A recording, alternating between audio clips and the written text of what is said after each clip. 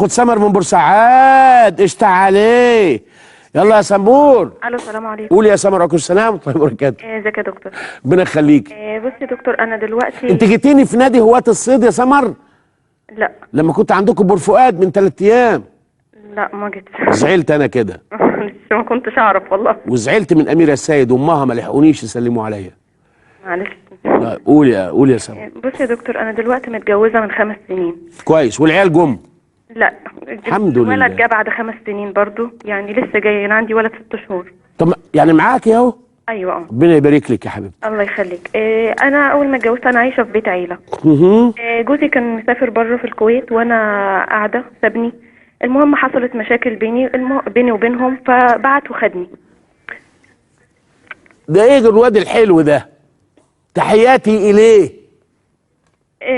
المهم بدل ما يسيبك يجيبوا لك المراره قبل يوم الوقفه. المهم انا قعدت معاه هناك، كان في مشكله في الخلفه وكده ويعني الحمد لله ربنا. بس خليكي فاكره يا سمور، ريمبر ان هو انفايتد يو علشان يريحك من العيله، مش كده؟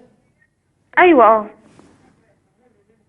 يا رب ما تحكيليش كارثه حصلت في الكويت. المهم يا دكتور، احنا كل ما بننزل اجازه كل سنه لازم يحصل مشكله واروح اقعد في بيت اهلي، وبعد ما يبقى قبل الاجازه يجي يصالحني وارجع اسافر معاه تاني. يعني ما بقعدش في بيتي. يعني انا بيتي زي ما هو، زي ما اتفرش زي ما هو لحد دلوقتي يعني. المهم اخر مره احنا دلوقتي في اجازه، فنزلنا قبل رمضان. المفروض ان انا اروح اقعد في شقتي يعني. طبعا. قلت له جهز الشقه لان كان فيها شويه حاجات بايظه وكده. قلت له جهز الشقه وانا هاجي. المهم رحت، ما كانش عمل حاجه، سابني قاعده فوق في الشقه لوحدي وهو مقيم تحت عند والدته. فطار وسحور وكل حاجه يعني انا قاعده بس فوق لوحدي انا وابني. طبعا انا ما استحملتش يعني. السؤال عشان تليفونك كتير يا سمور، السؤال والنبي. انا دلوقتي هو سايبني ومفارقني يعني. هو كمان ما بيدينيش حقوقي الشرعيه بقاله من يوم ما حملت في الولد، بقالي سنه ونص اهو. تعتقد السبب من حاجه خاصه بمرض بحاجه ولا هو بيعاقب؟